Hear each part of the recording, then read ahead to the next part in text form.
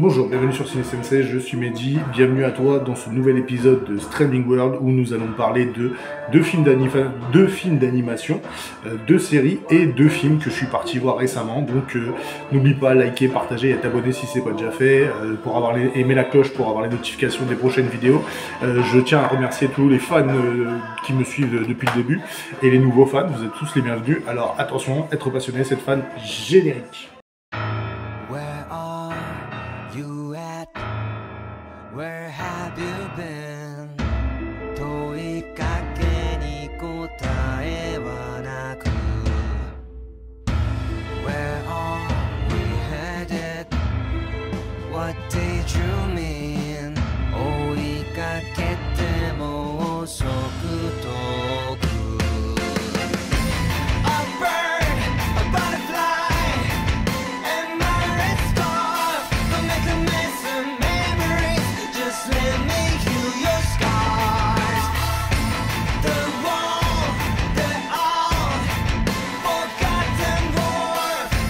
時が止まることもなく We're getting older, second by second by second. Why, oh why don't you wanna stay with me? Why, oh why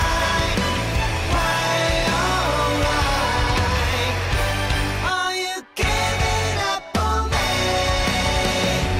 I'll be waiting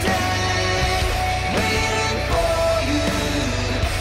Let me hold you under the tree, under the tree.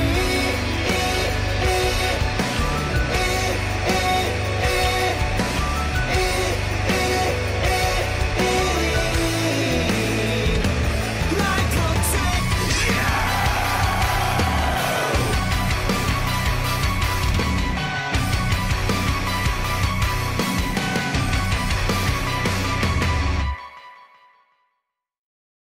Donc, alors, avant de commencer la vidéo, je vais te parler un peu du concept de Streaming World. En fait, Streaming World, c'est une refonte des sorties de la semaine. C'est tous les films ou les séries ou les films d'animation ou même les animés que je regarde. Je te parle, je te donne une petite avis rapide un petit avis rapide de ce que je pense. Bien sûr, c'est mon opinion, ça n'engage en rien. Je fais ça par passion, hein. J'avoue que voilà, je suis passionné de films depuis toujours, et de cinéma, et de séries, et de films d'animation, et de manga, et d'animé. Et du coup, voilà, c'est vraiment pour te donner une présentation et un visuel sur tout ce qui va sortir, ou qui est sorti, et les plateformes où tu peux les trouver, tout simplement. C'est vraiment ce but-là. C'est vraiment pour t'aider, en fait, en gros, pour découvrir certaines choses que tu ne peux pas forcément connaître. Mais moi, je connais pas tout, hein. Je suis comme toi, je fais des recherches Google, je vais sur Internet, enfin, je regarde les forums, voilà quoi.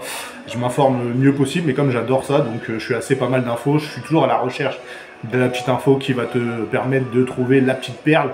Et du coup, voilà, j'avoue que c'est un petit jeu de piste, j'aime bien ça, et j'avoue que j'y prends un grand plaisir. On commence. Donc on commence avec un film, enfin une série, on en a déjà parlé plusieurs fois. Il y a eu déjà un premier film qui s'appelle Kimetsu no Yaiba Mugen Train. Enfin, tu le connais plus sous le nom de Demon Slayer, le train de l'infini. Il y a déjà 2 saisons de sortie qui sont disponibles sur Crunchyroll, Netflix et il me semble aussi Amazon. Du coup là je vais te parler de Demon Slayer Kimetsu no Yaiba qui s'appelle Katana Jakechi no Sato En. Alors excusez-moi pour la prononciation, hein, mon japonais n'est pas terrible.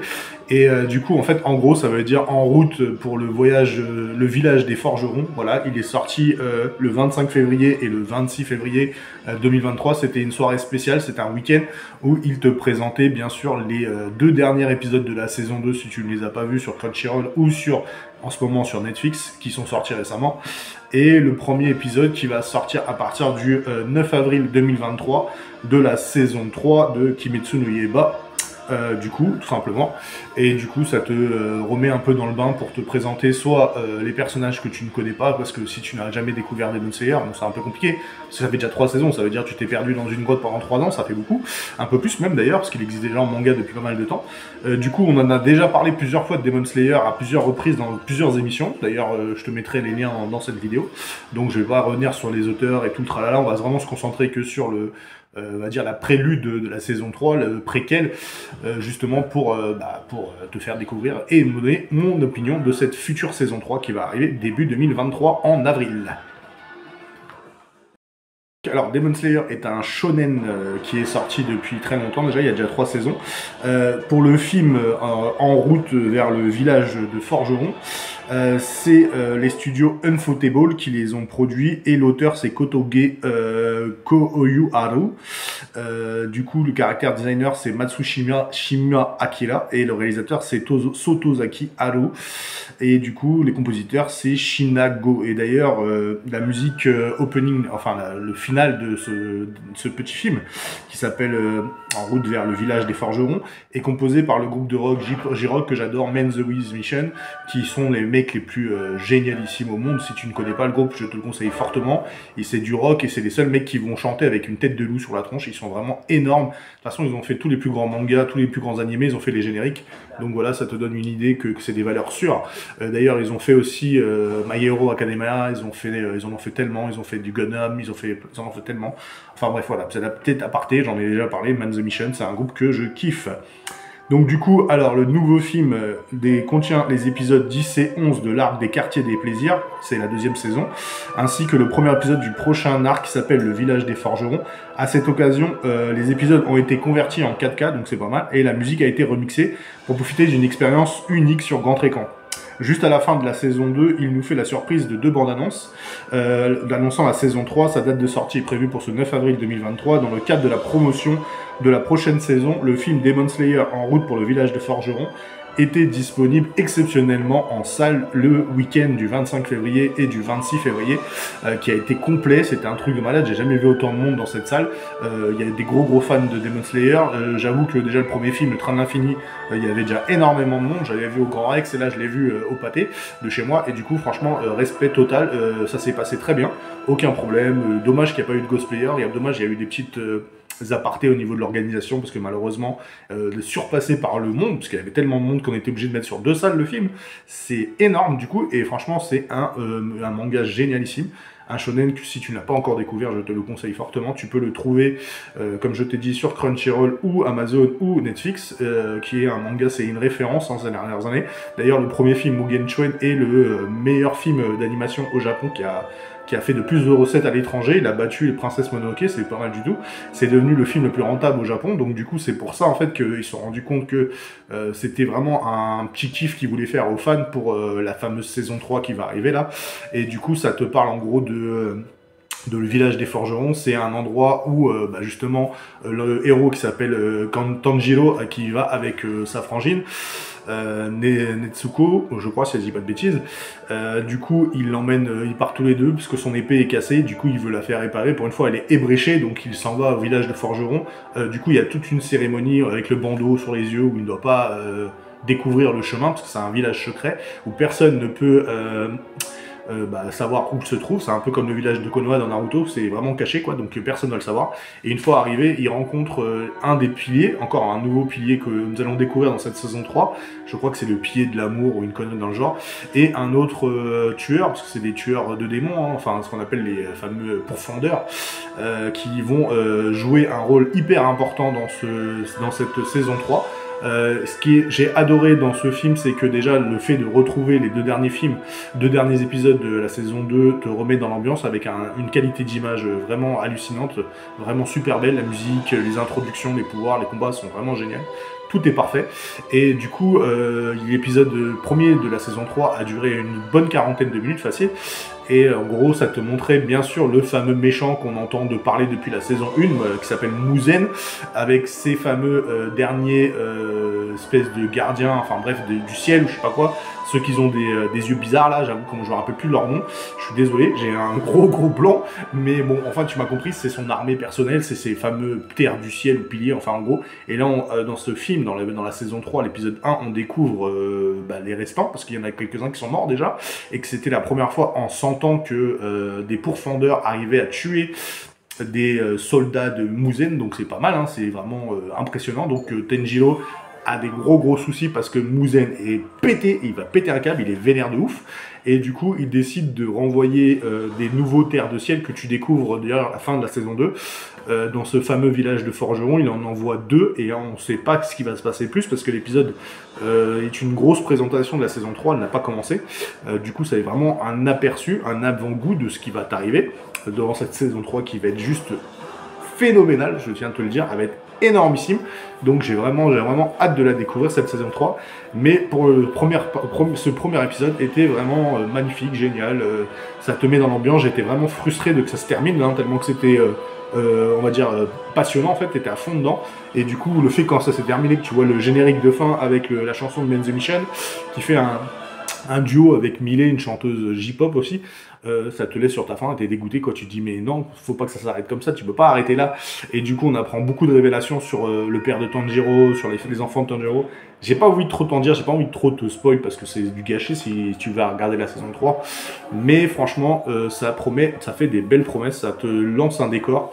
Et que du coup tu vas commencer la saison 3 encore plus hypé parce que tu auras vu le premier épisode quoi. Voilà, on peut passer au deuxième film d'animation qui est sorti très récemment. Donc je vais te parler de ce deuxième film d'animation qui est sorti ce mardi, je crois si je dis pas de bêtises, il est sorti il y a quelques jours, c'est vraiment très récent. En fait c'est aussi un film d'animation, cette fois il a duré 1 heure, qui a été juste ouf, qu'on attendait tous avec impatience. Je te laisse deviner, bien sûr tu as peut-être dû entendre la musique qui est mon introduction de cette nouvelle émission. C'est bien sûr Attack of Titan qui est le premier épisode de la saison 4 partie 3. En fait voilà, en fait ils ont décomposé la saison finale de Attack of Titan en 3 parties, donc la 3e partie est prévue pour l'automne 2023, donc tu ne vas pas le voir tout de suite. Donc, mais c'est pour te faire patienter jusqu'à cette fameuse saison 4 partie 3 qui devrait arriver pour octobre ou novembre 2023. Là c'est un film d'1 heure qui te reprend au moment où la 2e partie s'arrête de la saison 4, qui est en gros l'introduction de la soi-disant partie finale. Donc sinon ils n'avaient pas d'en parler que Attack of Titan allait avoir une partie finale. Maintenant, est-ce que ça va être la partie finale? Ça c'est une autre histoire, ça fait déjà 3 fois qu'il nous fait galérer. Donc il y a peut-être des chances qu'ils font durer encore un peu, hein. De toute façon la partie finale elle vient à peine de commencer. Du coup, il y a eu 2 parties, mais bon, il n'y a pas grand-chose qui s'est passé. Il y a vraiment ce premier film qui lance cette fameuse partie 3, où c'est la guerre, où c'est l'absolu. Donc je vais te laisser un petit peu avec des détails, parce que c'est la première fois qu'on va parler de Attack of Titan dans cette émission. C'est la première fois que je vais en parler aussi sur Ciné Sensei, donc ça fait un moment que je voulais en parler. Le moment est arrivé, hein, comme quoi tout arrive à point. Et du coup, c'est l'Attack of Titan ou Shingeki no Kyojin, qui est un shonen action, dark fantasy, horreur, mystère, tragédie, thriller, apocalyptique et militaire. Donc voilà, c'est le manga.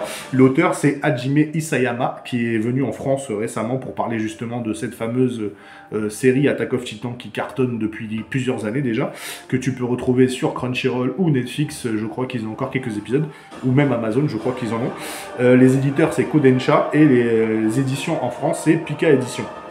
La prépublication, c'est Betsatsu Shonen Magazine, qui est sorti le 9 septembre 2009, ça fait déjà un moment, et c'est encore paru jusqu'au 9 avril 2021. Il y a 34 tomes.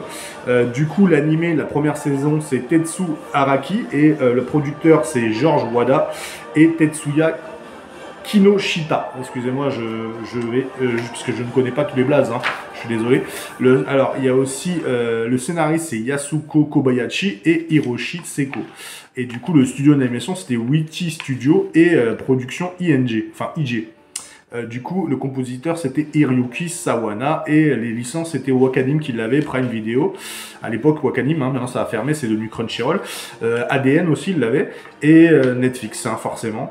Du coup, c'est un animé où il est sorti aussi en Blu-ray. La chaîne, la chaîne japonaise, tu t'en fous un peu. Et c'est commencé à être diffusé à partir du 7 avril 2013 au 29 septembre 2013 pour la saison 1, on est d'accord.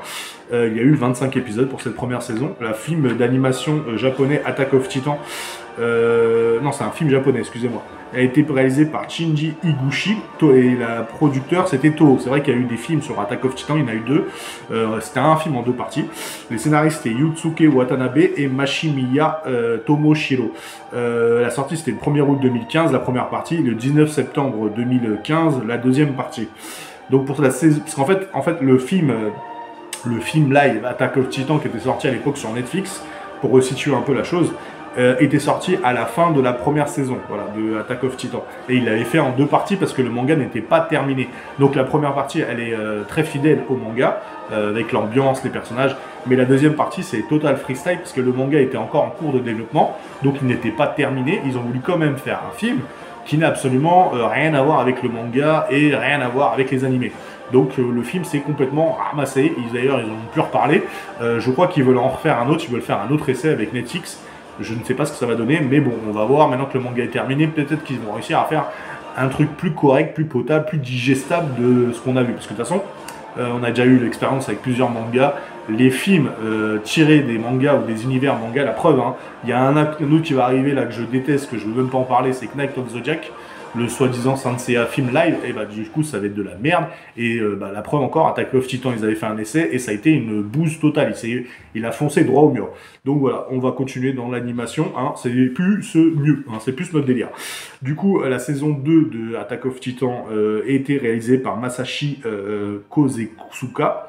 Et les producteurs, c'était George Wada et Tetsuya Kinoshita. Les scénaristes, c'était aussi Yasuko Kobayashi et Erisho Seko. Studio d'animation, c'était Witty Studio et production Igen. Du coup, le compositeur était le même que la saison 1, hein, je vais pas te le redire, c'est Hiroki Sawano. Et du coup, la première diffusion de la saison 2 de Attack of Titan a été le 1er avril 2017 au 17 juin 2017, et il y avait 12 épisodes. L'animé, après, est quand même eu une saison 3, qui était réalisé par les mêmes personnes qui sont occupées des 2 premières saisons, tout simplement. La seule chose qui a changé, c'était la date, hein, forcément, c'était le 23 juillet 2018 au 1er juillet 2019 pour la saison 3, qui était aussi disponible sur Wakanim et tout, tralala, ADN, Crunchyroll, etc. etc. Du coup, il y avait un total de 22 épisodes, et du coup, la saison 4, ça y est, on y est, a commencé à partir du 7 décembre 2020 et elle est en cours. Il y a toujours, à l'heure d'aujourd'hui, il y a 29 épisodes. Le réalisateur a changé, c'est Yushiro Hayashi. Les scénaristes, c'est Hiroshi Seko. Les studios d'animation ont changé aussi, c'est devenu dirigé par MAPPA, et d'ailleurs, c'est beaucoup mieux, clairement, ça a une grosse différence, hein. Les studios MAPPA font du super boulot, et du coup, le compositeur a été quand même conservé, qui était Hiroki Sawano et Kota Yamato. Et du coup, maintenant, c'est devenu les plateformes, c'était Crunchyroll, Wakanim, ADN, Netflix, etc., etc. Et du coup, c'est la saison 4, partie 3, va sortir en automne 2023. Voilà. Alors, qu'est-ce que je peux te dire de ce film? On va peut-être faire le synopsis avant de commencer dans le vif du sujet. Donc, l'Attack of Titan est plus connu sous le nom de Shingeki no Kyojin, le titan assaillant, souvent abrégé CNK.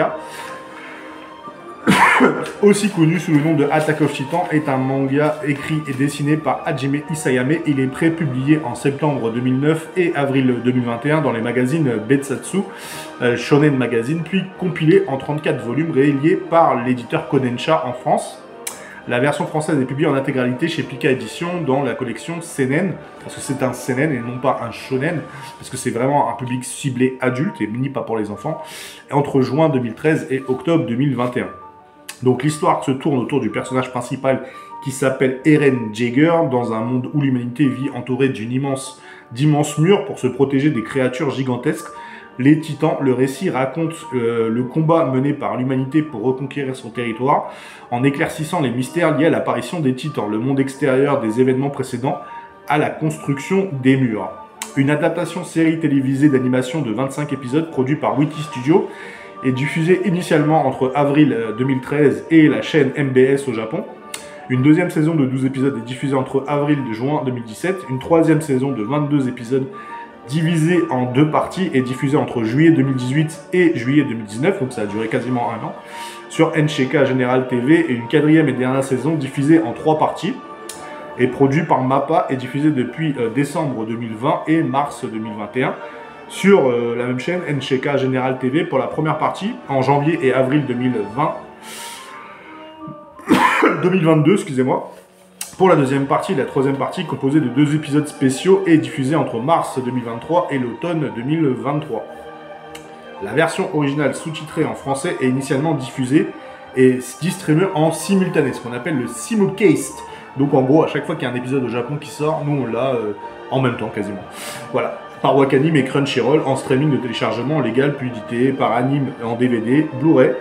Des OAV sont commercialisés en format DVD.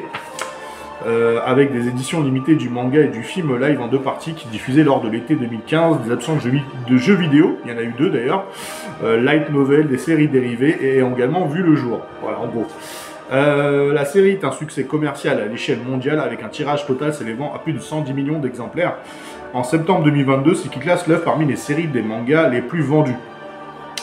L'adaptation en animé a notamment permis les séries manga les plus vendues, une large popularisation de l'œuvre internationale, l'accueil critique est également positif par l'atmosphère, l'intensité, le développement du récit récompensé par de nombreux prix prestigieux, bien que pour l'interprétation politique des sujets soit sujette à controverse. Voilà, tout simplement. Donc en gros, tu l'as compris, je vais pas te faire un déballage de tout ce qu'il y a dans Attack of Titan. C'est devenu un manga référence dans l'univers de l'animé, quoi. C'est parmi les meilleurs, voire un des meilleurs de la nouvelle génération. Attack of Titan avec plein d'autres. J'avoue que celui-là, il y a vraiment rien à dire. Demon Slayer et Attack of Titan, c'est 2 animés qui cartonnent. Je t'ai mis du lourd dans cette émission. Voilà, c'est les gros blockbusters du moment, hein, on va pas se mentir. Avec My Hero Academia bien sûr et plein d'autres, Boruto, etc. etc. Voilà, on peut passer à une partie de la saison 3 et de la saison 4 de l'Attack of Titan arrive bientôt. Voici tout ce que vous devez savoir sur le calendrier de la sortie. Ça c'est plus intéressant. Du coup, l'Attaque de Titan revient avec enfin un très attendu 3e partie de la 4e saison. L'année dernière, la MAPPA a conclu la 2e partie de la dernière saison qui a duré 12 épisodes. Mais cela n'a pas suffi à mettre fin au génocide d'Eren, parce que Eren a basculé du côté obscur de la force, on va pas se mentir, c'est devenu un vilain, et du coup il a décrété que, je vais pas te dire pourquoi, je vais pas te dire comment, c'est mieux que tu le découvres par toi-même, mais voilà, c'est parce qu'en fait il a décidé d'en terminer, quoi, en gros. Alors cependant, les créateurs ont officiellement confirmé que la 3e partie de la 4e saison conclurait l'histoire de l'attaque des Titans. MAPPA a pris le projet en main des compétents de la Witty Studio et a fait un travail spectaculaire. Dans les 2 premières parties de la saison 4, et bien en regardant la dernière bande-annonce de la saison finale, on peut dire que la partie 3 sera encore meilleure. La MAPPA confirme que la 3e partie de la saison finale ne comporterait que 2 épisodes. Toutefois, le premier épisode sera un épisode spécial d'1 heure. Il s'agit donc essentiellement d'un court film d'animation. Le premier épisode de la 3e partie sera diffusé le 3 mars et le 2e épisode sortira en 2023. Mais le studio n'a pas confirmé la date de sortie exacte pour le 2e épisode. L'attaque des Titans n'a pas toujours été cohérent en termes de nombre d'épisodes dans chaque saison. La première saison, par exemple, comportait un total de 25 épisodes, tandis que la deuxième ne comptait que 12 épisodes. La série animée a pris un chemin totalement différent dans la 3e saison, en diffusant la saison 2 en partie, la saison 3 en 2 parties, excusez-moi. MAPPA a étalé plus loin en divisant la saison finale en 3 parties. Il est donc normal que le fandom pense que le studio a étiré la saison beaucoup trop longtemps. Cependant, la plupart des fans ne se soucient que d'obtenir une conclusion appropriés à la série qu'ils obtiendront à la fin de cette année. Voilà, en gros c'est pour te dire voilà, qu'ils ont été malins, ils ont élargi un maximum qu'ils pouvaient cette fameuse série. Du coup, normalement, nous allons voir la fin en automne 2023, ça sera le dernier épisode de la partie 3 de la saison 4, voilà, c'est un truc de ouf. Sinon, qu'est-ce que je peux te dire en critique rapide de cette partie 3 et ce premier épisode est juste monumental et complètement fou. C'est le sbeul total, c'est le bordel, c'est la guerre, il y a des morts de partout, c'est un carnage. Eren Yeager, il est parti en sucette de ouf.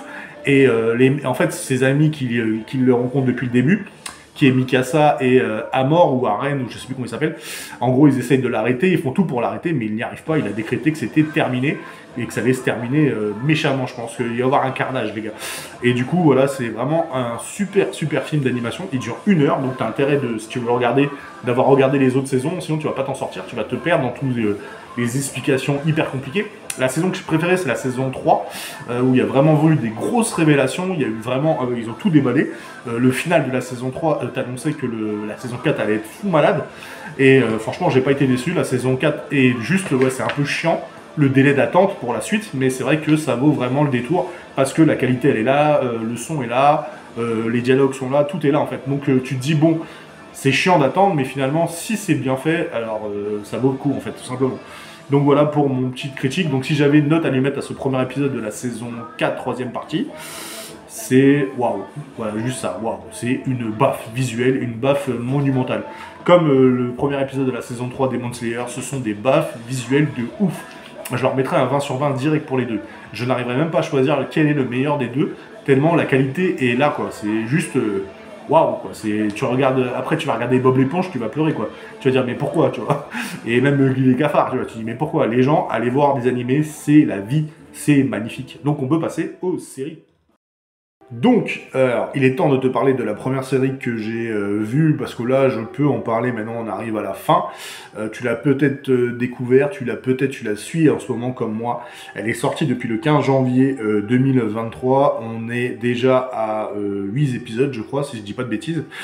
Du coup, ça sent la fin, on va pas se mentir. C'est bien sûr The Last of Us, de toute façon, il y a 9 épisodes de prévus, donc il en reste plus qu'un. Donc voilà, hein, c'est The Last of Us qui est sorti sur Amazon Prime Video et HBO Max, qui est une série télévisée post-apocalyptique, horreur, et bien sûr c'est les créateurs, c'est Neil Druckmann qui est propriétaire de Naughty Dog et qui avait déjà développé le jeu à l'époque en 2013 de Last of Us et de Uncharted tout simplement. Du coup, la création, c'est Neil Druckmann et Greg Mazin. Les producteurs, enfin la production, c'est Katmir Balagoy, Neil Druckmann, Rose Lam, Greg Mazin, Assad Kizibash et Caroline Strauss. Et Carter Swan et Evan Wells. Bon bref, les acteurs principaux sont bien sûr Joel, qui est joué par Pedro Pascal, qui est bien sûr Mando de The Mandalorian, ou le Djiridine de The Mandalorian, que tu connais d'ailleurs, que la saison 3 est actuellement en cours de diffusion sur Disney+, qui a commencé là, donc on va pas en parler maintenant, on va attendre un petit peu, il y a que 2 épisodes pour l'instant. Du coup, et Ellie, qui est la fille qui protège Joël, c'est joué par Bella Ramsey, qui a joué une princesse dans Game of Thrones, si tu ne connais pas. Du coup, la musique, c'est Gustavo Santaolalla, et du coup, États-Unis, chaîne d'origine HBO Max, chez nous, Amazon Prime Video. Donc pour l'instant, il n'y a qu'une seule saison, et comme je t'ai dit, 8 épisodes au total, et il y en a un 9e de prévu pour la semaine prochaine. C'est un épisode par semaine qui sort, tous les lundis à peu près. Donc du coup, voilà, comme je t'ai dit, on est à la fin, donc j'ai pas l'intention de te dire, voilà quoi, je sais comment ça va se terminer, parce que j'ai joué au jeu Last of Us 1, et j'ai joué au jeu Last of Us 2, et j'ai même joué au remake, d'ailleurs, si tu n'as pas l'occasion d'aller jeter un œil sur SPJ, j'ai fait des vidéos dessus, de Last of Us la première fois, du Last of Us 2, et du remake. Alors comme ça, tu auras l'occasion d'aller voir SPJ. Voilà, qui est ma 2e chaîne jeux vidéo. Donc du coup, The Last of Us est une série télévisée américaine créée par Neil Druckmann et Greg Mazin, diffusée depuis le dimanche 15 janvier 2023 sur la chaîne américaine HBO Max et chez nous Amazon Prime Video. Elle est diffusée sur Super Écran, voilà, au Québec, on s'en fout un peu. En France, on s'en fout sur Prime, je te l'ai dit. Et jusqu'au 13 mars 2023. En Belgique, on s'en fout aussi. Alors, il s'agit de l'adaptation télévisée du jeu vidéo éponyme développé par Naughty Dog et sorti en 2013 sur PlayStation 3, maintenant qu'il y a eu très longtemps, ça commence à faire un bail. Donc l'histoire est simple, c'est l'humanité a été décimée suite à la mutation des champignons parasites. Le cordyceps 20 ans après le début de cette pandémie, et Joël, Pedro Pascal et Ellie Bella Ramsey et Tess Anatorv, un trio lié par la dureté du monde dans lequel ils vivent, se lance dans une péripétie à travers ce qu'il reste des États-Unis. Au cours de leur voyage, ils devront faire face aussi bien aux infectés qu'à des survivants hostiles, tout simplement. Donc du coup, tu connais un petit peu ou tu connais pas Last of Us, c'est un peu le principe de Walking Dead, hein, c'est voilà, il reste plus beaucoup d'humains, soit c'est devenu des espèces de zombies bizarres à cause des fameux champignons, ou c'est devenu des factions qui sont vraiment hostiles, qui sont vraiment là pour tuer, hein, tout simplement, parce qu'ils se battent pour un bout de pain, pour de l'eau, pour de l'essence, enfin c'est vraiment la guerre quoi, c'est vraiment le dernier d'entre eux, ça représente bien son titre, c'est la vie, c'est la survie avant tout. D'ailleurs c'est la phrase que Ellie le sort souvent, parce que c'est une BD qu'elle adore, et c'est la survie avant tout, hein, c'est bien le principe. Le jeu a été, première fois qu'il est sorti en 2013, a été juste énorme, a été phénoménal. Le deuxième, j'ai moins aimé, mais bon, ça reste quand même une référence, hein, faut pas se mentir, au niveau de la qualité visuelle, du scénario, parce que c'est vraiment des jeux vidéo comme ils ont fait comme un film, comme Uncharted d'ailleurs, qui sont vraiment scénarisés comme un film, et ça, c'est vraiment un grand chapeau à Neil Druckmann et la société Naughty Dog, qu'ils ont fait un super boulot. Donc on s'y attendait à un moment donné, forcément, quand ils ont commencé à dire que Uncharted allait sortir au cinéma, je m'en doutais que Last of Us allait passer à la casserole, hein, tout simplement, parce que maintenant c'est la mode. Tous les jeux vidéo qui ont un peu de succès ou qui cartonnent forcément il passe par la case film ou série. La preuve, hein, il y en a eu plein, hein, je veux pas te mentir, hein, tu les connais, hein, la prochaine ce sera God of War apparemment qui va arriver. Voilà quoi, et The Division, Rainbow Six, enfin bref, il y en a tellement maintenant que on en passe des pires et des meilleurs. On a eu Assassin's Creed, on a eu Prince of Persia, on a eu Mario qui va arriver au mois d'avril. Voilà quoi, c'est vraiment devenu une référence. C'est pour ça que j'ai fait une émission qui s'appelle Film et jeux vidéo. On pourra y revenir un jour sur Mario, qui va être le prochain en avril. Et du coup, qu'est-ce qu'on peut dire de la série? Franchement, j'attendais pas grand-chose de la série, hein, on va pas se mentir. Je savais que quoi qu'il arrive, soi-disant, ça allait être fidèle à l'esprit du jeu vidéo. J'avais vraiment des attentes par rapport à ça, mais pas des attentes par rapport à la série, parce que bon, à partir du moment où ils ont dit qu'ils allaient faire une série, je savais que la malédiction des jeux vidéo en film ou en série, c'était que ça jamais se passait comme c'était prévu. C'était toujours mal fait, voilà, c'était toujours été raté.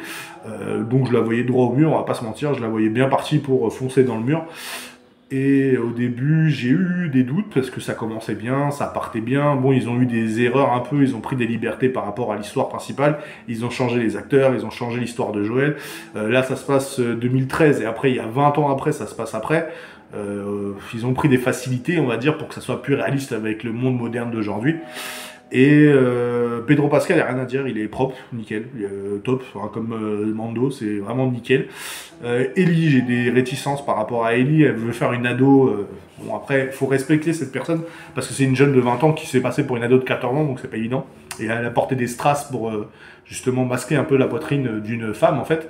Donc du coup, elle a vraiment pris son rôle à cœur, hein, elle a vraiment, pris ça au sérieux, et elle a vraiment essayé d'être le plus fidèle et le plus collé au personnage, mais je sais pas, ça marche pas, j'arrive pas avec sa tête, je trouve que ça colle pas, même s'il y a des ressemblances par moments, par certains passages, certains éclairages, certaines façons de coiffure au s'habiller, il y a des moments où on se dit « Ah !» et non, en fait, c'est une arnaque, quoi. Même s'ils ont fait une cicatrice pour que ça colle avec Ellie, ça passe pas. Et du coup, bon, après, on va pas lui en vouloir, elle a essayé de faire ce qu'elle pouvait, hein, mais bon, la série en elle-même est plutôt fidèle, on va dire sur certains points, mais vraiment des points très petits, hein, c'est vraiment limite, hein, mais pour ma part, elle n'est pas réussie, hein, j'avoue que je suis plus tranchant par rapport à ça. Il n'y a que le dernier épisode, l'épisode 8, si vous ne l'avez pas déjà vu, qui est un peu plus fidèle à l'esprit du moment du jeu vidéo, et il colle, mais il manque des passages. Après, je comprends que c'est pas évident de faire tout ce qui se passe dans le jeu vidéo en film ou en série. C'est sûr que c'est pas facile du tout, on va pas se mentir que c'est compliqué, on va pas critiquer, parce que je sais même pas si j'aurais fait mieux, on va pas se mentir. Donc on peut pas la critiquer, on peut pas lui jeter la caillou, on peut pas lui cracher dessus, parce que elle est fidèle à l'esprit de la série. Il y a la musique, il y a la thématique, il y a la paternité que ressent Joel pour Ellie. Enfin, tous les éléments sont là, mais la maillot prend pas. Ça prend pas, et du coup les effets spéciaux sont bien faits. Par contre, les zombies, enfin les espèces de mutants, on a vu des colosses, on a vu il y a du truc, il y a du potentiel. Par exemple, si on prend le dernier épisode, l'épisode 8 là, c'est un passage hyper important, parce que ils rentrent dans une espèce de faction où les mecs c'est des cannibales, hein, et l'autre qui kidnappe Ellie est un pédophile, parce que Ellie recherche des médicaments pour sauver Joël à cause de sa blessure qu'il a eue dans l'épisode d'avant, à cause des confrontations avec les factions, les différentes factions, pour l'empêcher d'arriver à sa destination. Et du coup, même cet acteur-là, bah, il ressemble, mais on a l'impression qu'il a pris 20 ans, quoi. Donc bon, après c'est logique, parce que ça se passe 20 ans après le jeu vidéo, mais dans le jeu vidéo, il est pas aussi vieux, quoi, le gars. Donc voilà, c'est un peu flippant. Ils ont fait des arrêts, j'ai pas compris, il y a un épisode où ils sont arrêtés sur la relation du pote de Joël qui est homosexuel. Je n'ai rien contre les homosexuels. Ils ont fait tout un épisode qui a duré presque 1 heure là-dessus. Je ne trouvais pas ça l'intérêt, donc je j'ai rien contre cet épisode, hein, je veux pas. Il a fait en sorte que, parce que c'est sous-entendu dans le jeu vidéo, que le mec est tout simplement hétéro, enfin non pas hétéro, je vais dire le mot gay, excusez-moi. Du coup, voilà, j'ai pas de critique par rapport à ça. Je vois pas pourquoi tu fais un épisode d'1 heure là-dessus. Je vois pas pourquoi tu t'éternises, alors qu'on sait que le mec dans le jeu vidéo ça a été très bien fait. Voilà, il le sous-entend, il le dit qu'il est en relation avec un homme. Basta, là t'as eu la relation, ils sont mariés, ils ont planté des fleurs, ils ont planté des fruits. C'est long, quoi, on s'en fout, quoi, franchement, il fait ce qu'il veut, quoi. Et puis à la fin, Joël il arrive et son pote il est mort, alors que dans le jeu vidéo ça se passe pas comme ça. J'ai trouvé ça un peu dommage, j'ai trouvé ça un peu trop de liberté par rapport aux jeux vidéo, trop de liberté qu'ils n'ont pas été forcément assumées. Ils ont assumé certaines choses, mais d'autres choses n'assument pas, comme le passage où Ellie se rend compte que c'est des cannibales. Pareil, pas assumé, si tu vois juste une image vite fait, et voilà, basta. Bon, je demande pas qu'on voit des trucs gore tout l'épisode, mais au moins essaie de l'assumer. En fait, c'est toi qui l'as fait le jeu vidéo, donc essaie d'assumer un minimum. Donc là, ils montrent juste une scène pour te dire, ah ouais, c'est vrai, c'est la scène de ce chapitre-là, à cet endroit. Ça te donne une référence, ça te fait un tilt dans ta tête, dire, ah ouais, ça, je m'en rappelle pour les connaisseurs de jeux vidéo. Mais une personne lambda qui n'a pas joué aux jeux vidéo, bah, pour elle, elle va passer à côté, quoi. Elle va regarder, elle va dire, ah, ouais, bon, bah voilà, et puis elle va passer à la suite, quoi. Tandis que nous, quand on a joué aux jeux vidéo, on connaît le processus, on connaît le scénario, comme quoi, par où va passer Ellie, par où va passer Joël, pour arriver à la fameuse destination finale, pour retrouver les Lucioles qui est à San Diego. Donc tu sais par où ils sont passés, par quoi ils sont passés, les épreuves qu'ils ont vues durant leur voyage. Donc l'esprit est là, c'est respecté. Les personnages sont assez fidèles, on va dire, plus ou moins, à certains points. Et du coup, il y a après des gros moments de latence où il se passe rien, en fait, il y a du blabla. Par exemple, la scène de l'épisode 8, je reprends l'exemple de l'épisode 8 parce que c'est le dernier qui est sorti. Il y a un moment où quand Ellie rencontre la fameuse faction qui sont avec des mecs cannibalistes, il y a une scène où ils sont attaqués par des zombies de ouf, et du coup il y en a partout, ça tire dans tous les sens, ils sauvent, enfin bref. C'est vrai que cette scène a été peut-être un peu trop exagérée, mais c'est vrai que j'aurais voulu qu'ils en fassent au moins une référence, au moins ils ont un truc, quoi. Là, non, ils sont posés, ils sont à la tour du feu, ils discutent, tout va bien, et ils passent à la suite, quoi. C'est ça qui manque, il manque des trucs. En fait, j'ai l'impression que c'est des... J'ai l'impression qu'ils veulent vite arriver à la finalité, en fait. J'ai l'impression qu'ils veulent bâcler. Et certains épisodes, ils ont décidé de changer l'histoire pour s'arrêter. Dans le jeu vidéo, c'est des détails. Genre, c'est des trames secondaires, on va appeler ça trames secondaires. Ils les remettent en trame principale, alors que la trame principale, ils la passent à côté, ils la zappent, en fait. Je trouve ça un peu chelou comme conception, en fait. Donc, en gros, quand il a fait un jeu vidéo, il avait une trame. Et quand il fait la série, il change la trame, en fait. Après, c'est logique, il s'adapte par rapport au public, il s'adapte par rapport au temps, parce que quand même, entre les deux, il y a eu 10 ans qui se sont passés, pourquoi pas. Il a peut-être voulu les faire autrement, pourquoi pas. Mais pourquoi t'enlèves la trame principale? Pourquoi tu fais passer des trames secondaires en avant-premier? Des scènes comme il sert à rien, la scène d'ouverture de l'épisode 8, je vois pas à quoi ça sert. T'as le mec qui prend un bouquin, il est en train de leur faire un serment, genre façon pape, tu vois, et moine. Prêcheur, quoi. Mais on n'a rien à carrer, quoi. Franchement, qu'est-ce qu'on s'en bat les reins, quoi. Et en fait, c'est ça que je reproche à cette série. Ils ont oublié ce qui faisait le charme du jeu vidéo pour en faire une série. Je trouve ça un peu bizarre. Donc d'accord, ils ont essayé d'être fidèles au maximum, ils ont essayé de coller au maximum pour que les gamers comme nous, parce que nous, je nous appelle des gamers, tous ceux qui jouent aux jeux vidéo, j'aime pas le terme geek, je trouve ça geek, je trouve ça péjoratif. Donc je préfère le thème gamer.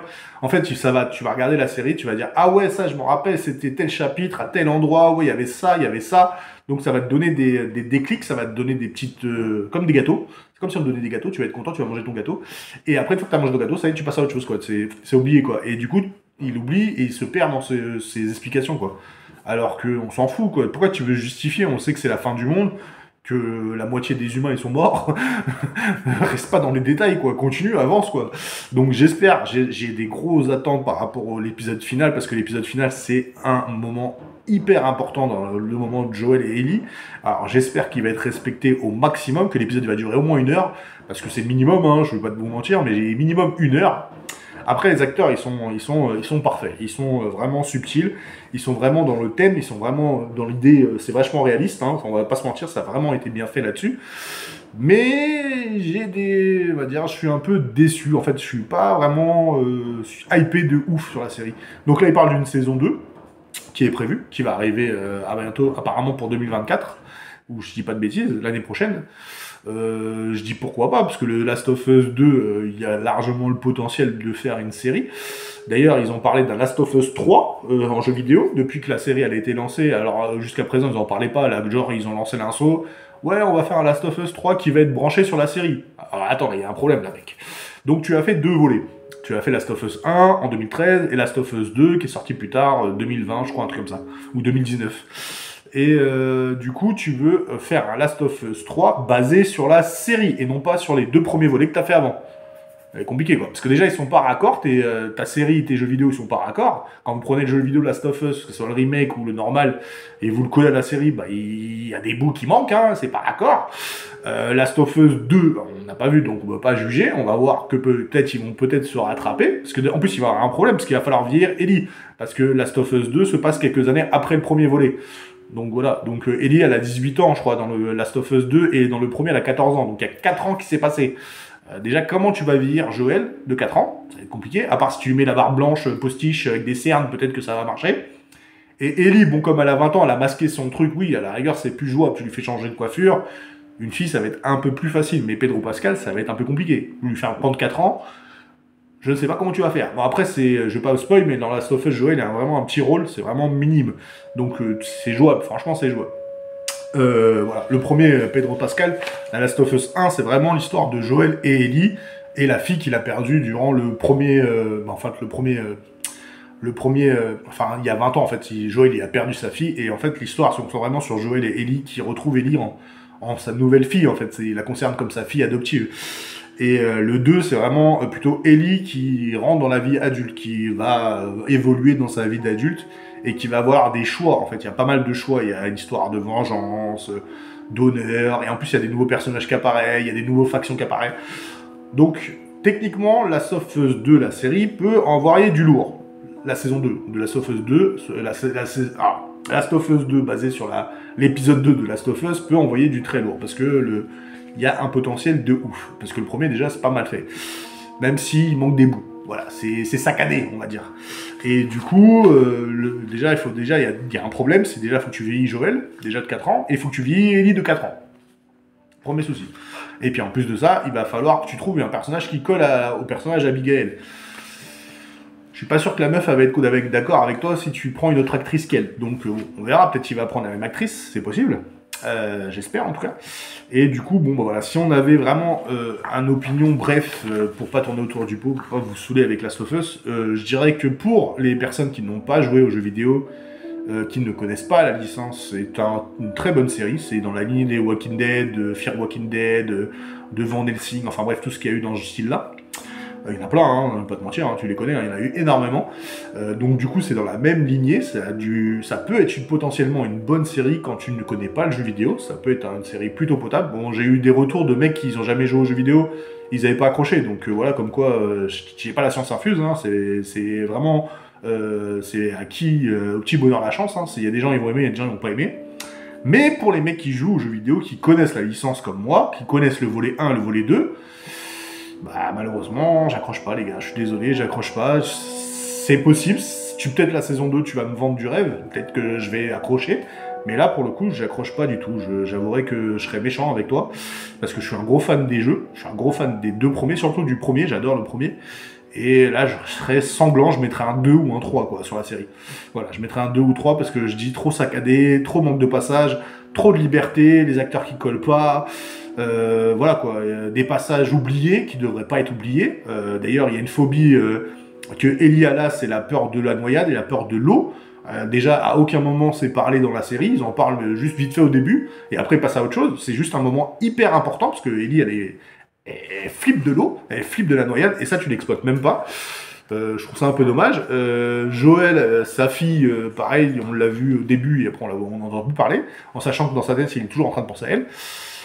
Voilà, je dirais, alors, bilan, c'est saccadé, manque des passages hyper importants, personnages qui ne collent pas, acteurs qui ne collent pas, trop de liberté et trop de... Pas trop ciblé tout public en fait, c'est vraiment ciblé teenager, c'est ciblé ado en fait, c'est ciblé ado ou jeunes ados ou jeunes adultes.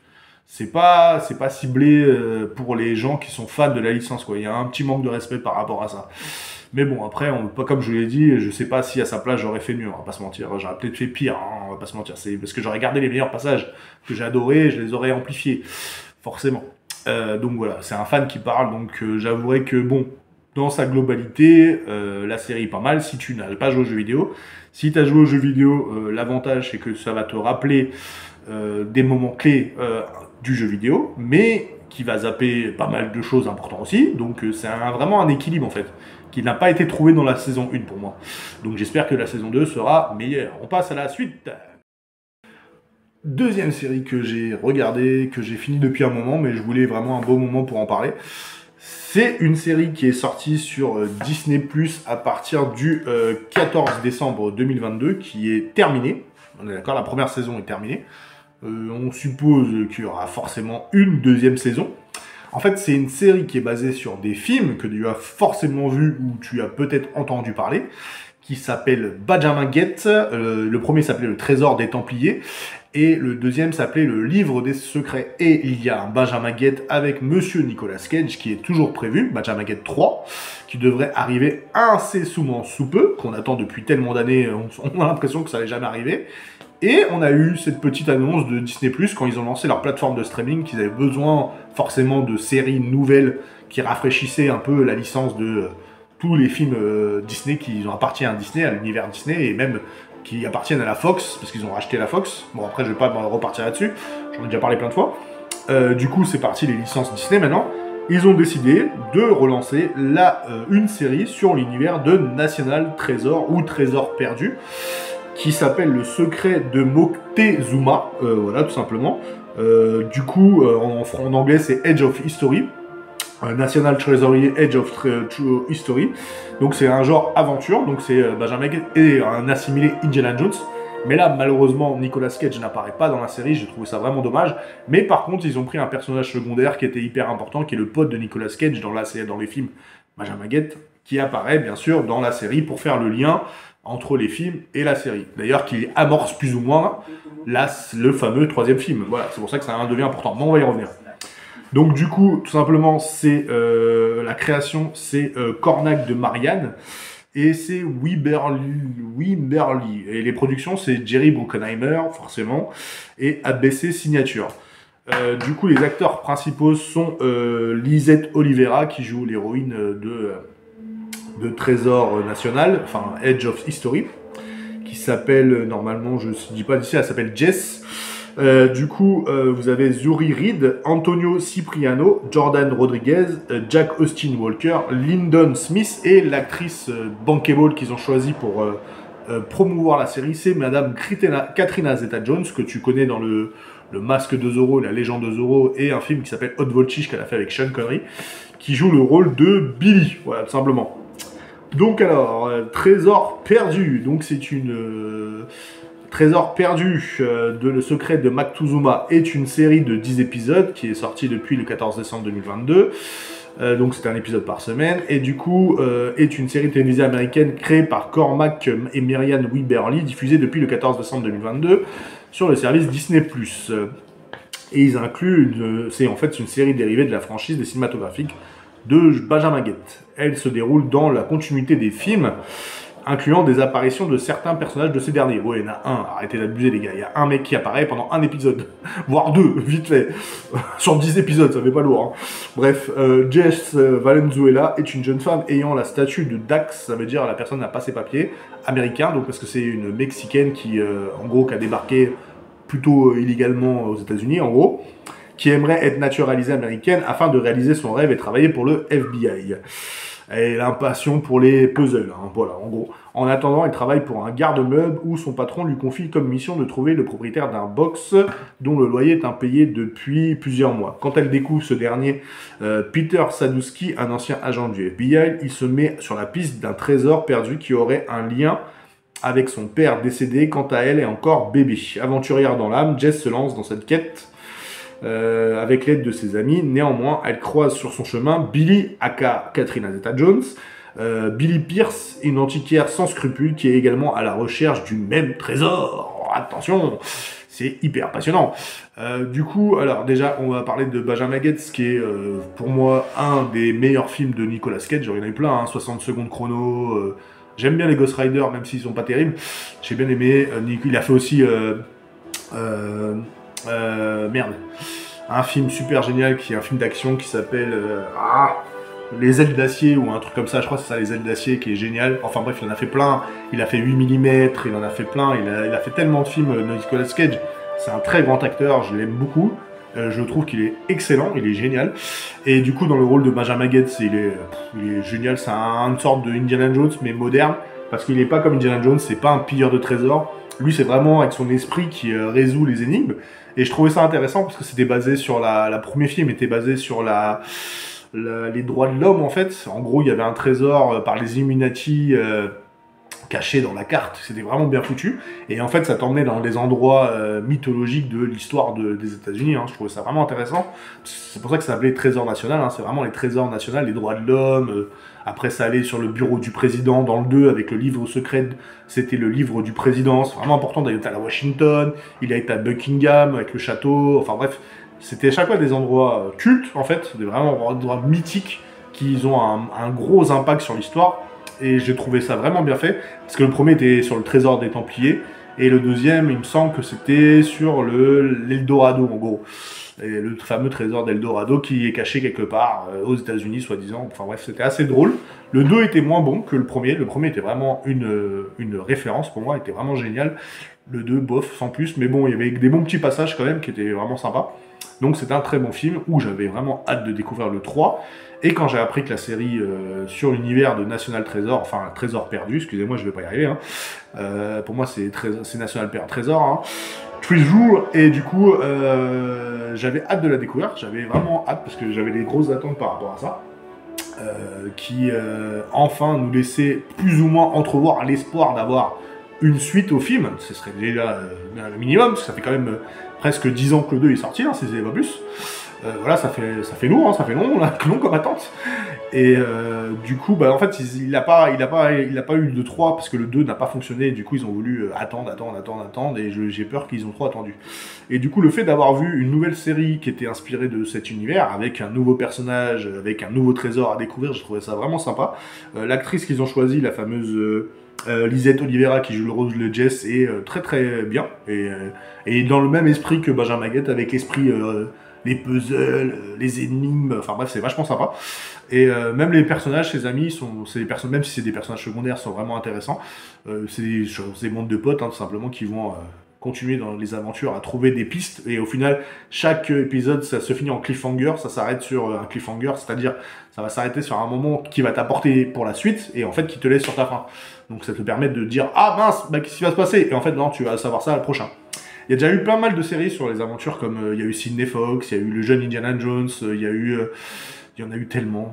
Il y a eu Tomb Raider, ils ont fait des films d'ailleurs qui s'est inspirés des jeux vidéo. Du coup, je trouve ça sympa, ces genres de films, j'aime beaucoup. Et que c'est un peu rafraîchissant, ça change un peu des séries classiques qu'on voit régulièrement. Et du coup, National Treasure est plutôt sympa, le générique est sympa.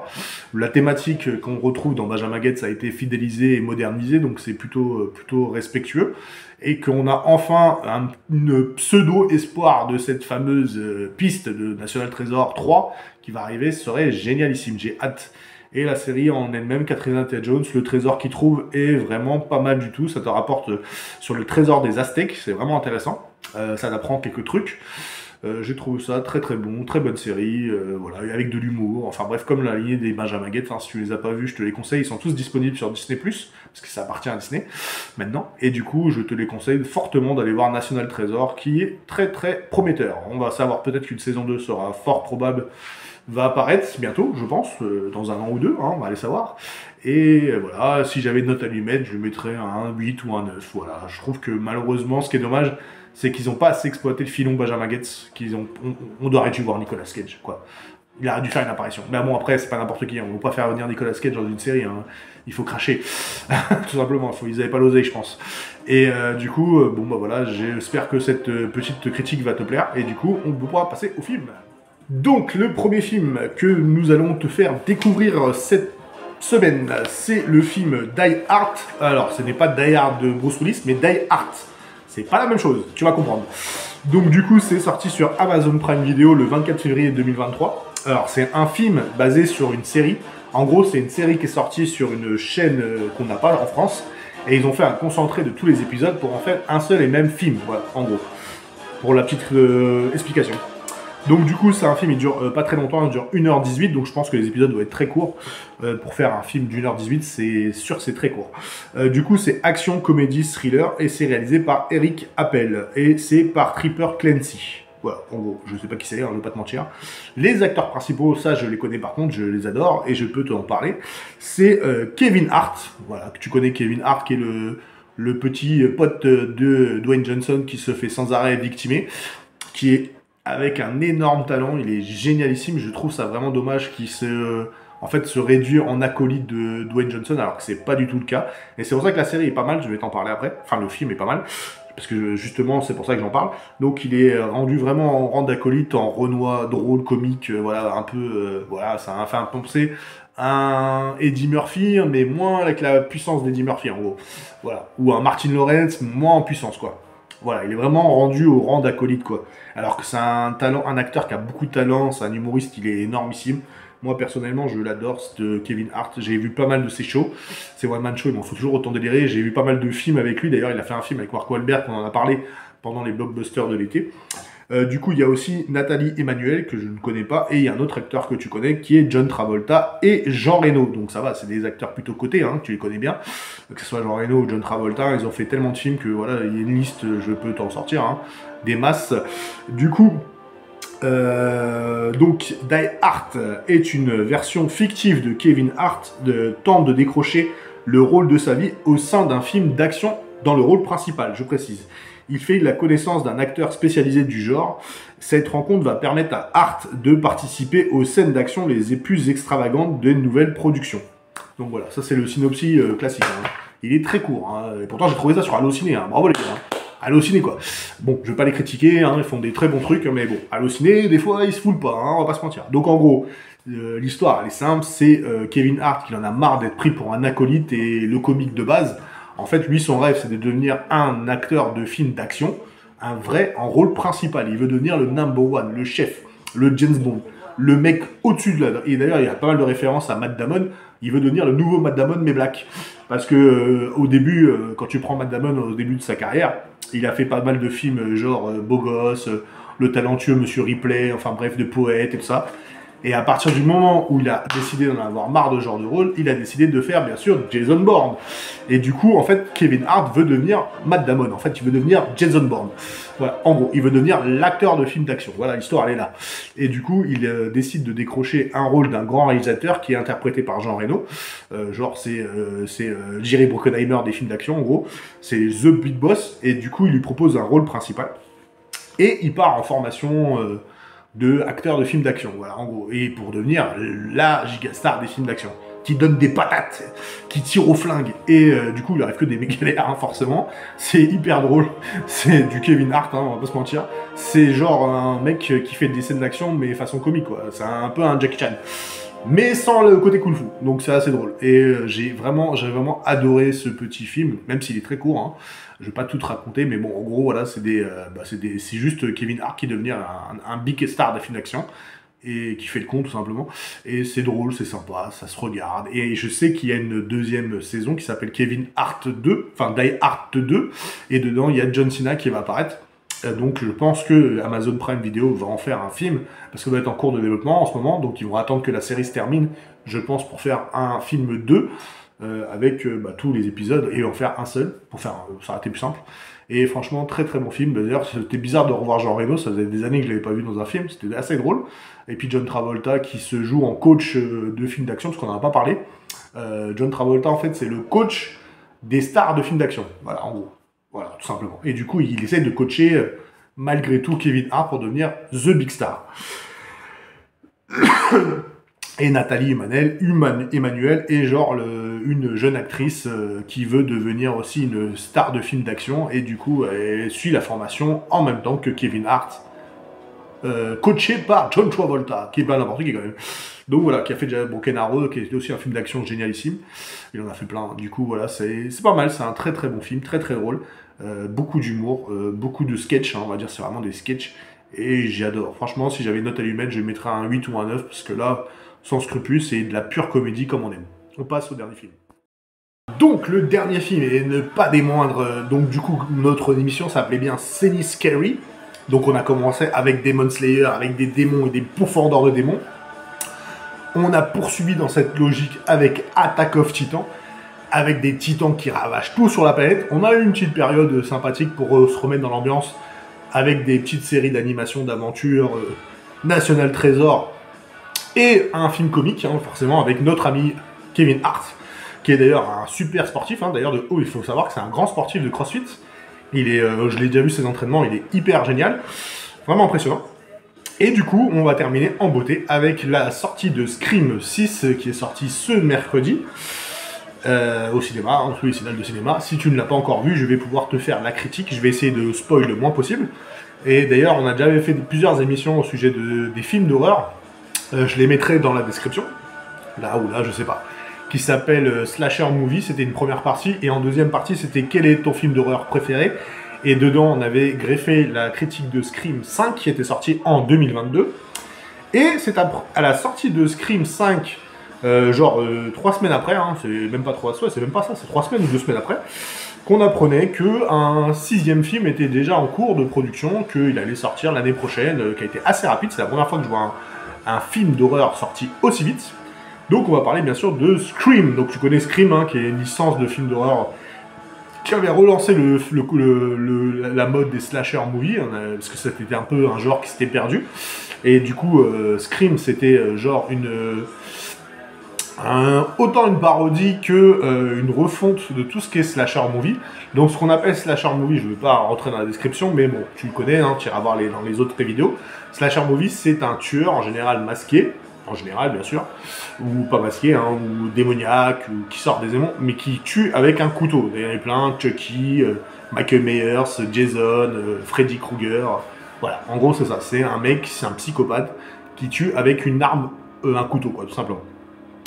Donc on va passer directement au Scream 6, parce que comme je vous l'ai dit, on a déjà parlé des autres Scream, donc tu connais, c'est une licence qui est sortie depuis 96, qui a été un carton sans nom. Il y a eu plusieurs films, il y a eu des parodies avec Scary Movie, tu as eu tellement dérivé de la série de Scream que voilà quoi, ça avait relancé le genre. Souviens-toi l'été dernier, enfin bref, il y en a eu tellement. Vraiment, Scream était vraiment un film en 96 qui était sorti à une période où il n'y avait pas grand chose de cinéma, où c'était un peu devenu des films bidons, et du coup ça avait relancé un genre et c'était vraiment marqué tous les esprits. D'ailleurs, il y avait une référence à cette affiche, la première affiche, c'était au Silence des agneaux. Donc déjà, tu vois, ça lançait déjà la couleur. Et puis en plus, le fait qu'il donnait des codes en fait dans les films d'horreur, que comme quoi dans un film d'horreur il y a des codes dans les slasher movies. Du coup, c'était assez drôle parce qu'il jouait avec ces codes en fait, et c'était vraiment vraiment très bien fait. Et d'ailleurs, c'était vrai parce que c'était des vrais codes qu'on voyait dans les films d'horreur. Ça a toujours été, il y a toujours eu des codes dans les films d'horreur. Ne jamais partir seul, ton meilleur ami, ça peut être ton pire ennemi. Enfin bref, ne faire confiance à personne. Ton petit copain doit être forcément le tueur. Enfin bref, ils ont joué avec ces clichés de ouf. Jamais partir tout seul dans une salle et tu dis je reviens, parce que tu reviens jamais. Donc voilà. Plein de trucs comme ça qui étaient vraiment hyper cultes. Et du coup, le film 6 est réalisé par Matt Bertinelli-Hopkins, parce que c'était Wes Craven qui avait fait les premiers films. Et maintenant, depuis quelques temps, le 5 je crois, il a arrêté de faire les films. C'est devenu un autre réalisateur qui a pris la relève, tout simplement. Donc c'est Tyler Gillette et Matt Bellini-Hopkins qui font la réalisation du film. Le scénario, c'est James Vanderbilt, et la musique, c'est Guy Busky. Non, j'ai dit connerie. Scénario, c'est James Vanderbilt et Guy Busky, et la musique, c'est Brian Taylor. Donc les acteurs principaux sont Courtney Cox qui joue depuis le premier film, qui joue le rôle de Gail Weather. Tu as Melissa Barrera qui joue le rôle de Sam depuis le film numéro 5 de Scream, qui est les nouvelles héroïnes de la licence Scream tout simplement. Et Jenna Ortega qui joue le Tara, si je dis pas de bêtises, c'est Tara, excusez-moi du nom, qui est mercredi de la série La Famille Addams sur Netflix qui est sortie cette année. Voilà. Et du coup, tu as Hayden Panettiere qui revient, qui avait joué dans Scream 4, qui jouait le rôle de Kirby, et Mason Golding et Jasmine Savoy Brown. C'était les acteurs qui étaient dans déjà le 4e film déjà. Voilà, en gros, c'était les survivants du 4e film, parce que malheureusement, il y a beaucoup d'acteurs qui sont morts durant ce film, enfin, depuis les autres films, il y en a des morts. La seule qui n'est pas revenue, c'est ce qu'on appelle Sidney Prescott, qui était joué par... ça va me revenir, comment elle s'appelle, l'actrice... j'ai oublié son nom, c'est con. Je vais la trouver, vous inquiétez pas. C'était Neve Campbell, yeah, j'ai trouvé. Neve Campbell, je dis pas de conneries, c'est ça. Et du coup, dites-moi si je me suis trompé. Et du coup, elle jouait le rôle de Sidney Prescott. Et du coup, voilà, elle n'est pas dans le 6e film, parce qu'on a eu marre, tout simplement, elle voulait arrêter. Donc c'est un genre, c'est le film horreur. Donc Scream 6 ou Frisson est un film américain réalisé par Tyler Gillett et Matt Bettinelli, Holpin dans la sortie prévue en mars 2023. Courtney Cox reprend pour la 6e fois consécutive son rôle de Gale Weather, tandis que Melissa Barrera et Jenna Ortega, Jasmine Savoy et Brand et Mason Gooding reprennent les rôles du film précédent, le 4e.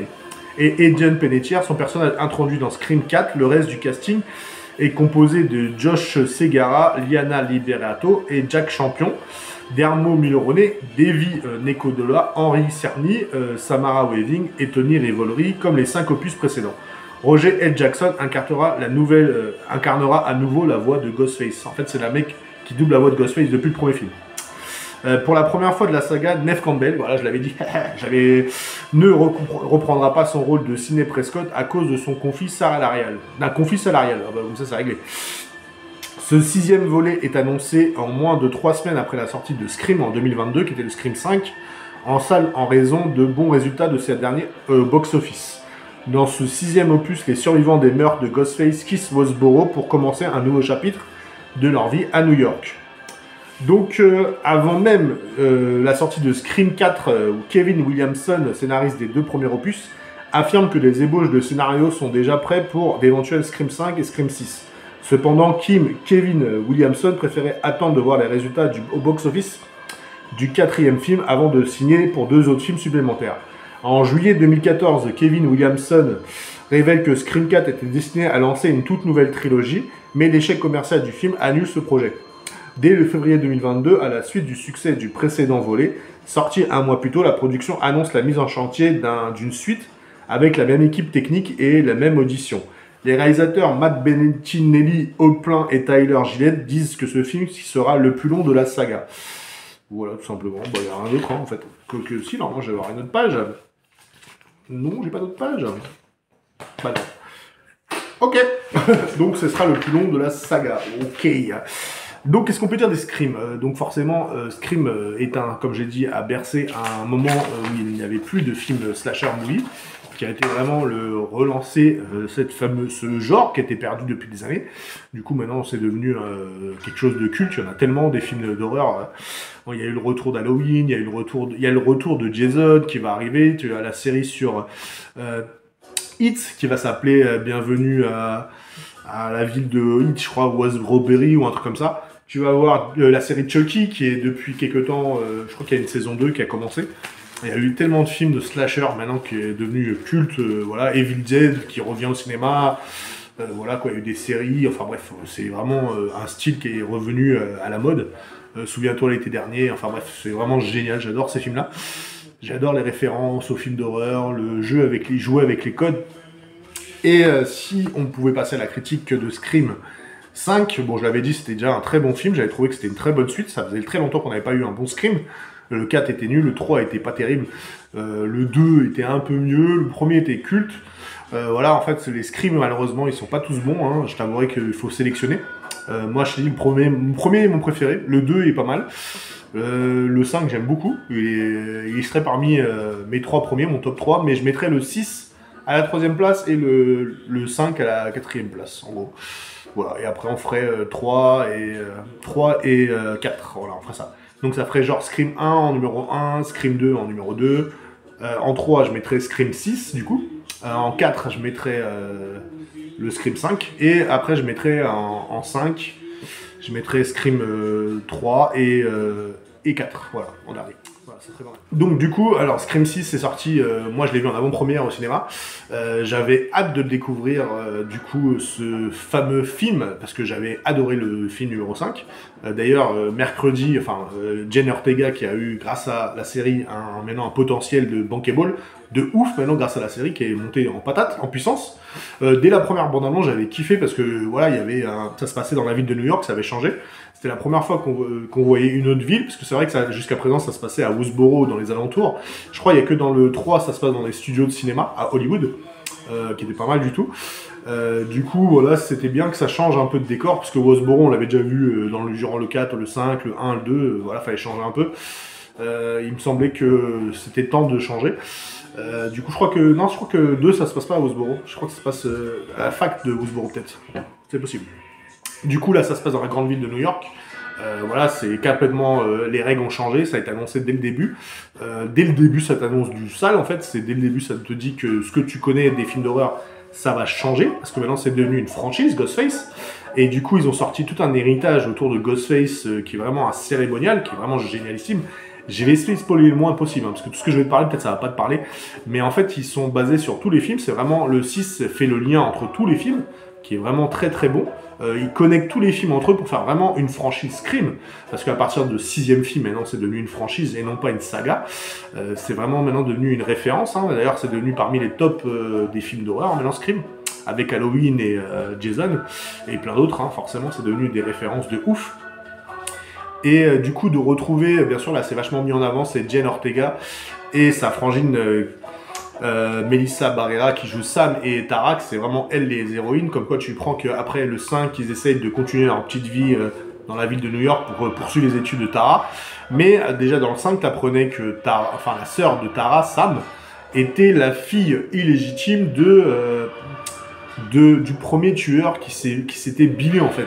Billy Loomis, qui était le premier tueur du premier Scream.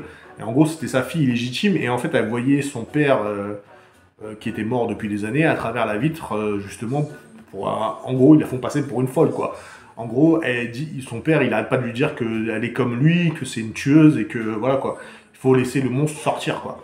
Et du coup, le 6, ça reprend bien comme ça. Ça reprend que, en fait, c'est vraiment elle qui a tout planifié des meurtres du 5e épisode. Que c'est pas elle l'innocente, elle fait passer par un mec lambda qui est joué par l'acteur de The Boys pour être le psychopathe, le tueur, alors que non, c'est complètement faux. C'est vraiment elle, ça commence comme ça, il la traite de menteuse, comme quoi c'est un monstre, comme quoi, comme son père, c'est une tueuse, enfin bref. Alors que c'est pas du tout le cas, la pauvre, elle a rien demandé à personne. Dans le 5e film, elle essaie juste de protéger sa frangine. Et du coup, celle qui prend cher, donc du coup, voilà, c'est un peu dommage. Mais bon, après, t'apprends que, en fait, c'est des rumeurs qui ont été mis par quelqu'un qui décide de pourrir la vie de Sam et Tara. Donc c'est plutôt pas mal.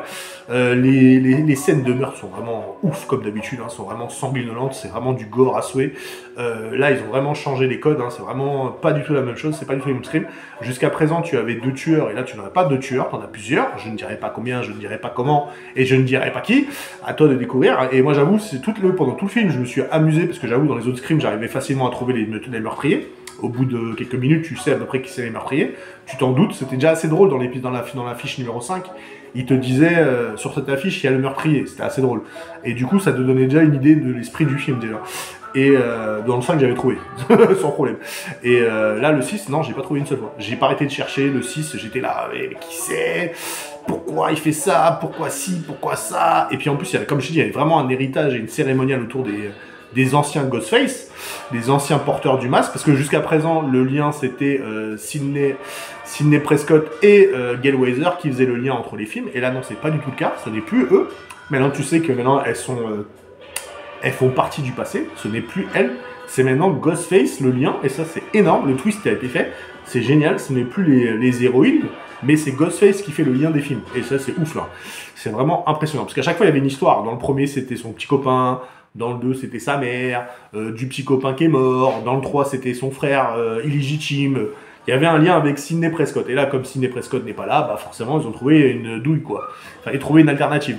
Et du coup, c'était vraiment intéressant. Je trouvais ça pas mal du tout. Le 4, c'était sa cousine. Voilà, quoi. Enfin, bref. C'était assez drôle. Le 5, déjà, ça avait déjà commencé à changer. C'était des fans qui voulaient faire un fan service, un fan film, mais réaliste. Et du coup, voilà, ça avait déjà changé durant le 5. Et là, le 6, c'est vraiment du tout plus la même chose, quoi. C'est vraiment Ghostface, il y a un lien, il y a un cérémonial, il y a une connexion entre les films. D'ailleurs, il utilise les masques des anciens Ghostface pour tuer. Et là, je trouve ça génialissime, je trouve ça vraiment énorme. Puis dans la ville de New York, ça donne plus de possibilités, il y a plus de terrain de jeu, il y a plein d'endroits sombres, plein d'endroits de ruelles sombres et tout. Et franchement, tu sais même pas à quel moment il va arriver le meurtrier. Au début, dans les autres Screams, tu te doutais que certaines personnes allaient mourir à un certain moment du film. Tu te dis, ouais, lui, il va mourir, là, dans cette scène-là, ça va être l'autre. Là, non, pas du tout, en fait. Ça peut arriver à n'importe quel moment, et c'est assez bon, en fait. C'est assez bien foutu, et c'est vraiment un bon film, quoi. Moi, perso, j'ai surkiffé, j'ai adoré le Scream 6. Déjà, le 5, j'avais adoré. Mais là, le Scream 6, c'est vraiment bon. Puis Ghostface est toujours aussi énorme avec sa voix de psychopathe. Vraiment, la fin est pas mal du tout. Je m'y attendais pas. Moi, j'ai pas trouvé le meurtrier. J'ai trouvé qu'à la fin, quand il décide de se révéler, enfin, qui c'est. Et là, j'avoue, c'est kiffant de ouf. déjà de revoir Kirby qui était dans Scream 4 était déjà pas mal du tout, de la réintroniser. Je trouvais ça intéressant parce que ça avait vraiment une connexion entre tous les films, même le 4 qui était pas terrible. Voilà, je trouvais qu'il y avait besoin. Du coup, le 6, en fait, il rattrape les autres qui étaient foirés, quoi. C'est juste énorme ce qui a été fait. En fait, quand tu regardes le film Scream 6, si tu vas le voir au cinéma, ça va te corriger tous les Screams. Et c'est pas mal. Et puis en plus, t'as un rappel des autres films, donc c'est vraiment énormissime. Et puis en plus, les deux jeunes actrices qui jouent Sam et Tara sont vraiment énormissimes. En fait, t'apprends qu'elles sont encore plus psychopathes que Ghostface, quoi. En même temps, c'est pas pour rien qu'ils l'ont choisi pour devenir Mercredi Adams, hein, mais voilà, elles sont encore plus psychopathes que Ghostface. Alors, il faut le savoir, ça c'est vraiment des psychos, les meufs. Du coup, les héroïnes, elles sont badass, en fait, et ça déchire, quoi. Bon, déjà, Sidney Prescott, vers la fin, elle était badass, hein, elle s'en battait les reins. Elle tuait tout le monde. Et du coup, c'était pas mal du tout, mais là, c'est vraiment la barre au-dessus, quoi. Et j'avoue que, bon, tu supposes que le 6 sera peut-être le dernier, ça reste à prouver, j'ai envie de te dire, parce que ça te laisse sur une fin ouverte, comme quoi c'est peut-être fini, c'est peut-être pas fini, on sait pas vraiment ce qui va se passer. Et puis en plus, Ghostface malgré tout n'arrive pas à tuer tout le monde, donc il se loupe en fait en gros. Et du coup, comme le fait que Sidney Prescott n'est pas là, laisse toujours une porte ouverte à son retour ou pas. Et bon après, je trouve que dans le 6, il n'y a pas vraiment besoin qu'elle soit là, parce que vraiment les deux jeunes actrices qu'ils ont choisi remplissent font le taf. Hein. Même quand tu vois Gail Weather, tu te demandes pourquoi elle est là, quoi. Tu te dis mais pourquoi t'es encore là toi? Ça y est, t'as fait 6 films, ça y est, rentre chez Watt, ça y est, prends ta retraite, quoi, arrête, madame. Courtney Cox, t'as beau être une actrice géniale, je suis désolé, Scream, c'est fini, c'est plus pour toi, quoi. Laisse la place aux jeunes, quoi. C'est un peu comme Creed, quoi. Malheureusement, je suis désolé, mais bon, à un moment donné, ils sont obligés de rafraîchir le casting, t'as pas d'autre choix, en fait. Dans Star Wars, ils l'ont compris, dans plein de films, ils l'ont compris, tu peux avoir des acteurs de référence, qu'on appelle les acteurs de référence, qui fait la connexion entre les films, mais si tu veux que ton film perdure, et dure dans la dureté et dans la durée et s'intéresse à des nouvelles générations, des jeunes ou des jeunes publics, forcément, il faut la jeunesse, et il n'y a que ça qui fait marcher le système. C'est que voilà, tu peux avoir des anciens, ça a été prouvé plein de fois, et d'avoir des jeunes qui prennent la relève, et c'est vraiment bien fait, ça a été hyper bien fait, c'est subtil, l'histoire est pas mal, les meurtres sont toujours aussi géniales, la trame est bon, la révélation des meurtriers est ouf. Voilà, j'ai envie de te dire, si j'avais une note à te mettre, sur ce Scream 6, je mettrais un 18 ou un 19, franchement, on est à la perfection presque, on est presque à la perfection. Il manque juste peut-être un petit apparition de Sidney Prescott, ça aurait été pas mal. Ça aurait été un petit point de vue, mais bon, ça gêne pas le film en soi, donc franchement, le film est top, il n'y a rien à dire, est top. 19 sur 20, je trouve que c'est une note très très bonne. Pour un film d'horreur, j'aimerais voir la suite, s'il y a une suite, j'aimerais bien, parce que franchement, il y a un potentiel, il y a quelque chose à faire. Peut-être un troisième et dernier film avec la nouvelle génération, parce que ça serait bien pour finir la trilogie. Un 7e film, de toute façon, les Halloween, il y en a eu tellement, maintenant, il y en a une douzaine de films, alors je pense pas pourquoi il y aurait de raison, pourquoi Scream ça ne durerait pas, ça continuerait pas, je pense pas que ça va pas s'arrêter là. Ça va pas s'arrêter en si bon chemin. Chucky, on a eu tellement, on n'en parle même pas, Jason, on a eu tellement, pourquoi pas Scream aurait sa place, hein, pour une nouvelle génération, peut-être un dernier film, histoire de clôturer la trilogie des Frangiles, ça serait pas mal. Mais si on s'arrête sur celui-là, ça marche aussi, donc voilà, c'est une bonne fin ouverte. Voilà. Donc j'espère que cette émission vous a plu, j'espère que tu as préféré, ce que tu as préféré ou ce que tu n'as pas préféré, tu me le dis dans les commentaires. Hein. Les commentaires, de toute façon, je fais toujours en sorte de répondre. De toute façon, c'est vous qui faites cette page ce qu'elle est. Plus on va monter dans le followers, plus je pourrai faire des vidéos qui auront du potentiel. Je pourrais même recevoir des gens pour en discuter en live. C'est pour ça, l'objectif est vraiment d'atteindre ce fameux 1000 abonnés et d'être en live avec vous, d'en parler, de débattre avec vous sur tous les films que j'ai vus ou que vous aurez vus. Je trouve que ce serait vraiment intéressant de faire un débat là-dessus. Je suis content que la chaîne aussi TikTok commence à prendre forme. N'hésitez pas à aller voir les chaînes TikTok, Instagram, Twitter. Ciné Sensei est partout. J'essaie de partager un maximum de vidéos. Je n'y arrive juste pas à mettre sur Instagram. Je sais pas, Instagram ne veut pas mes vidéos. J'arrive pas. Il me dit que mes vidéos sont trop longues, il n'y a pas de place, en gros. Je n'arrive pas, donc bon, j'espère qu'un jour je vais trouver la solution. Mais voilà, cette chaîne est à la base pour vous. Je le fais parce que j'aime le cinéma et je veux partager ma passion avec vous. Et on se retrouve très bientôt pour une prochaine vidéo. Et du coup, si je vais faire une sélection de tout ce que j'ai regardé, forcément je mettrai les animés en avant. Demon Slayer et Attack of Titan, et hâte de découvrir en avril la saison 3 de Demon Slayer, et en automne 2023 l'épisode 2 de Attack of Titan, de la dernière partie, hein, on va pas se mentir, parce que c'est la dernière partie.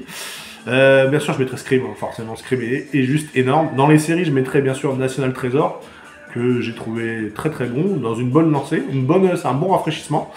Last of Us, comme je l'ai dit, compliqué, je suis pas convaincu. J'espère que la saison 2 va me faire changer d'avis, on va se mentir, c'est ça le défi que je te donne. Neil Druckmann, fais-moi changer d'avis dans la saison 2, mais je suis pas convaincu.